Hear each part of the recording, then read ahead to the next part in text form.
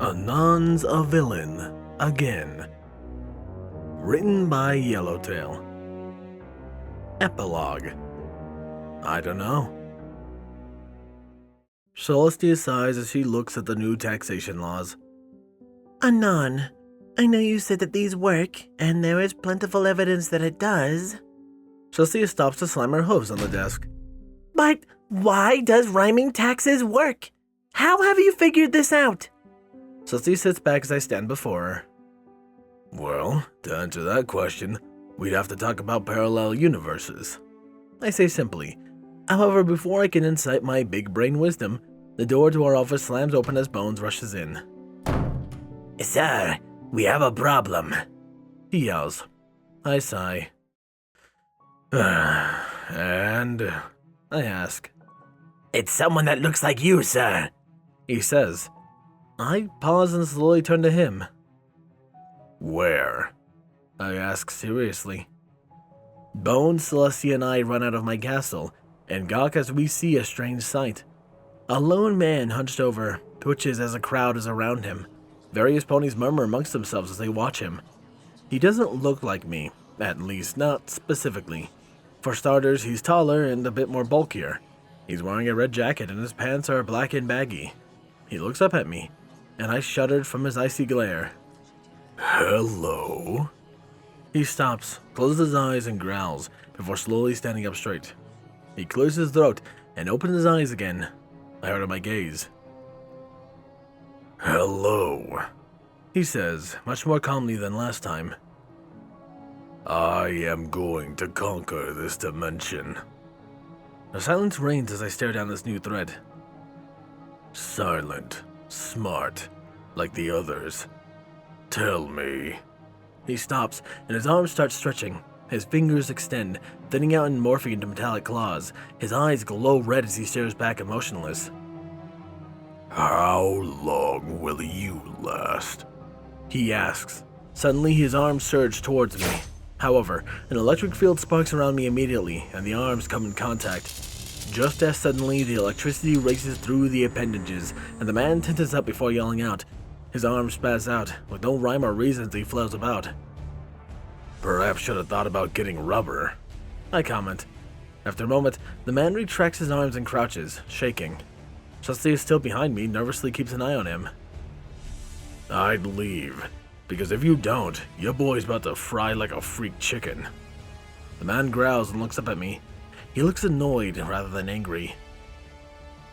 Very well, but be aware, when I come back, you won't. He is interrupted by me pulling out my gun and shooting him. Really? A gun? Do you really? I interrupt him again by electrocuting him. He sprawls back, shaking. No fucking clue why electricity works, but damn is it funny. I'd leave before I try making you do the stanky leg, I say, holding up a hand to show electricity running between my fingers. After a moment, the man gets up, still twitching. Damn you. You'll regret this, he says. Oh, sure I will, I say. He mutters something, which sounds familiar, before a portal opens up. Stepping back through it, he flips me off as it closes. Everyone around us stands in silence as I walk over to where the portal was. I take out a notebook as numbers and names filled my mind. After writing it down, I mutter an incantation I learned a short while back. After a moment, I put the notebook back in an inner pocket in my coat before Celestia walks up. What was that? She yells. I shrug. I don't know, I say. Why aren't you panicking? He's somewhere in Equestria. No, he isn't, I say. I can guarantee that for a fact. I look around at the crowd that's still frozen in fear and give a thumbs up. All right, he's gone.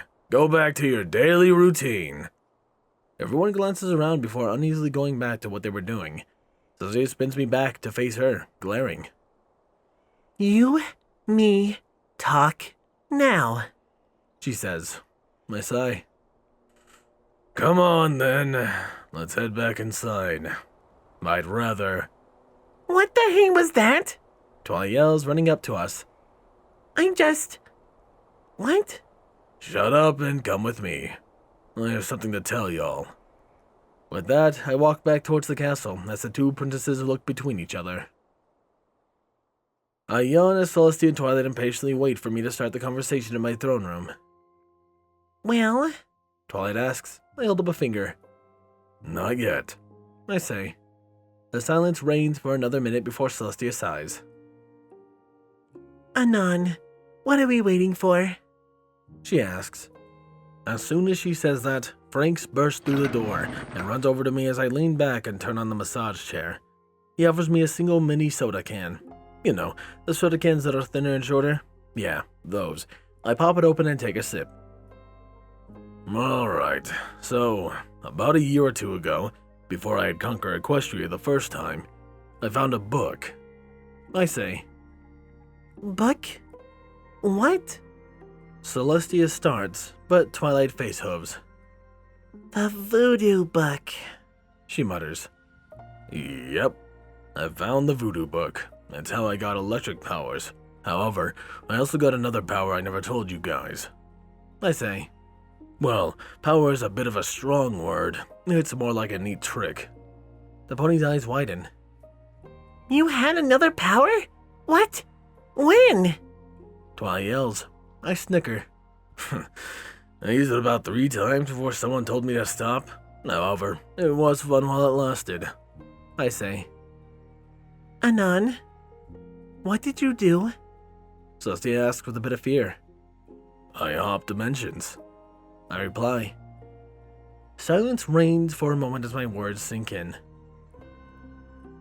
You hopped dimensions? Twilight says slowly. I nod. She starts laughing, before laughing louder. Oh, Anon, you had me going there. She says. I mean, come on, traveling dimensions? That's a highly advanced spell unicorns haven't even begun to perfect yet. She chuckles and looks up to see that I'm frowning. I'm not joking, by the way. It's hopping, not traveling. Big difference. I say, taking a sip. Both princesses gawk at me. No, I refuse. Twilight yells. I refuse to accept that in the hundreds of years of research and united effort is completely wasted because you, of all ponies, figured it out first from some random book about curses and voodoo. I simply grin widely. Anon, Celestia says. Can we see this book? I hum. Sure. I have a failsafe if you try anything funny. I say. Oh? What is it? Celestia asks. Not telling you. I say. Twilight scoffs. I almost want to say that there probably isn't one, but knowing you, there probably is. She says. Uh-huh. I say, reaching into my coat and pulling out a hefty book. Its cover has scribbles and marks all over it, with a lone name on the bottom right to the front cover. Leroy. I found this at a store. After I paid someone to steal it, Wait. Hold on. Twilight interrupts. You paid someone to steal something. Yes. I say. How much did the book cost? She says. More than what the thief asked for. I say, squinting. I'm not stupid, Twilight. You said a store had it. Which one? Celestia asks. Woolcart. I answer as Celestia opens it and looks at a page. Anon, these are highly advanced spells. Some of these are illegal due to the dangers they present to the caster. And you're telling me you found this at a local Woolcart? Celestia asks as she hands the book to Twilight. After I conquered Equestria and went back to the store to see if they had any books like it. However, they said they never saw it before. They put a price tag on it anyways because they thought the cover was neat. I explain. They never even actually opened the... Holy Celestia! Twilight exclaims. Long-range teleportation? Soul infusion? Mana using alchemy? Anon, this is... Twilight puts down the book and looks at me in awe. This is beyond advanced. This should be chicken scratch. She yells. What? These... Anon, some of these spells sound like insane ideas. She says. They imply they don't require a unicorn. I shrug. Yeah, go to page 49. That's where I acquired my electric powers. I say. Twilight flips to the page and reads it for a bit. What? What is this? Is this a circle? What's with these lines? She asks. And the words don't even make sense. The spell's incantation looks like gibberish. Is this what you call Latin? Fuck no. I have no clue what that language is either. However, it can be pronounced in English, so that's a plus. I say. And I just... Hold on. Twilight says before flipping to a random page. Ski da do lo da ska. She deadpans and looks at me. Just as I thought. Chicken scratch. She sighs, rubbing a hoof against her temple as she slides the book to me. I can't believe I got worked up over. I take the book and look at what she was trying to do, and repeat the words. Suddenly the throne table shakes and a voice comes from it. Huh? The fuck do you want? It asks. Twilight's jaw hits the floor as Celestia just looks confused. Should Fallout 76 burn in hell? I ask. It grunts. No, it should be shredded up before burning. Anything else? It asks. Is there a way I can hop dimensions again? That was fun. I say. It sighs. Yeah, just gotta wait a while before going to a different universe, however. If you go to a previously visited universe, you won't be noticed. Twilight looks at me, wide-eyed as I grin. Cool, that's all. I say. Good. The table says before going silent. The spell Twilight was trying to do was the one where an inanimate object would be given life for a brief period, in which they are to answer any question you have in the context you intend. Basically, I just made a table all-knowing for about a minute. I look at everyone in the room with a smile. Isn't that awesome? I can hop dimensions again. How? Twilight yells. You have no magic. None. I ran tests on you. Not a single ounce of Celestia Blast magic, and yet somehow you can perform the most advanced spells, summon lightning, and Celestia knows what else, all of which are not known to pony kind. She yells. I lean back a bit and turn on the massager. In response to her yelling, I took a sip of soda. Yes. I say. Twilight stares at me for a moment before passing on to the floor. I'm not helping her up. I look at Celestia, who has genuine concern in her face. Anon, how did you do that? She asks. I shrug. No clue. I say. You can't just say you have no clue. Not when... Yes, I damn well can. I interrupt. Now, about that guy from earlier. If you're wondering how I know he'll never bother us again, it's because I've cut off our universe from his. But... Hold on. I thought the table just said... The table said I wouldn't be noticed, but he didn't mean noticed by the people in the universe. Celestia stares at me a second before her eyes widen. You mean to tell me... Yeah. Apparently there's a couple of beings running a whole multiverse. I don't remember what they look like exactly, but I do remember seeing black and white spots. I say. Celestia shakes her head. Anon, you might have single-handedly almost doomed everyone here. The risk in this kind of travel... Hopping? I interrupt. No matter. Who knows what could have happened? You could have died. Celestia yells. Aw, does someone care for me? I ask cheekily. This is not a joke. Celestia yells. Celestia, I am a villain. I say. Why the absolute fuck would I care about what happens to other people? I'm just... Celestia stops and takes a deep breath. After a moment, she sighs. Please, just promise me that you will not give anyone, and I mean anyone, that book. I quirk an eyebrow. You're not gonna try and take it away? I ask. You've had this dangerous world-ending book for a while, and the universe hasn't ended yet. Quite frankly, I don't want anyone who could use it to actually use it. And if I know you well enough, I know that you won't let anyone else use it. Celestia says. What if I use it? I've used it 3 or more times already. I counter. I can see that. At the very least, you have enough good in you to keep this universe around. Celestia says. I laugh. Awfully bold, I say. She smiles at me, making me stop.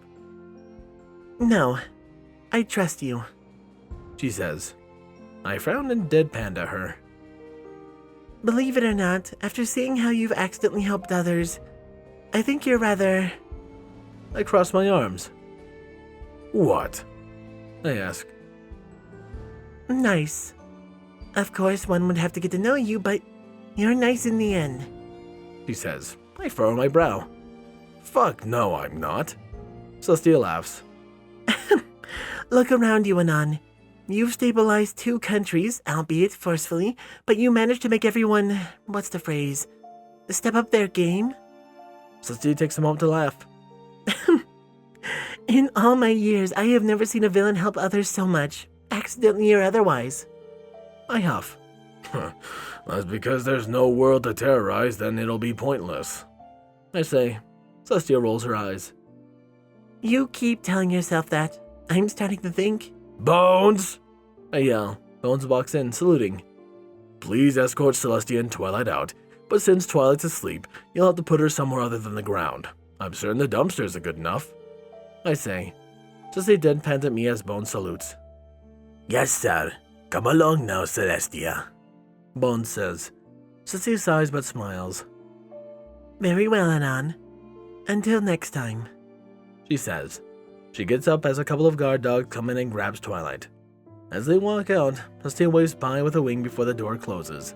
I lean back, vining with my massage chair, contemplating what my next move shall be, since I'm apparently too nice. Another completed series.